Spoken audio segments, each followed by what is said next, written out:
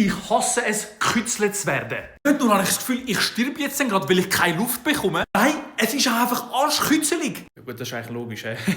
Vor allem auch die Momente, wo du gar nicht kützelig bist. Ich sage bei mir, der schlimmste Part ist der Fuß. Oder aber auch unter den Achseln. Danach, dass man so gekützelt worden ist, man ist richtig hässig auf die Person. Aber das Ding ist, danach finde ich es aber gar nicht mehr lustig, weil ich fast verreckt bin. Nachdem, dass mich jemand gekützelt hat, ich bin so, wie kannst du nur? Ich wäre fast gestorben. Schreibt mal in den Kommentaren, wo sind ihr am meisten kützelig? Also ich meine ja, solange es nur so ein bisschen so Gulli ist, für ein paar Sekunden, dann geht das voll fit. Sobald man dann wirklich so 20-30 Sekunden dran ist, nein. Wir sind keine Kollegen mehr. Ich weiss zwar nicht, woher das kommt, aber wenn man eine Person kützelt, sagt man ja immer Gilli. Was für Gilli? Ich bin fast gestorben. Ich schwöre, also, ich wünschte, ich hätte die Superkraft, nicht kützelig zu sein. Aber deswegen könnte ich auch nie massiert werden, so richtig so am Fuß oder so. Ich würde einfach mich zu Tod lachen bei einer Massage. Und danach hasse ich sie auf die Person, die die Massage gemacht hat.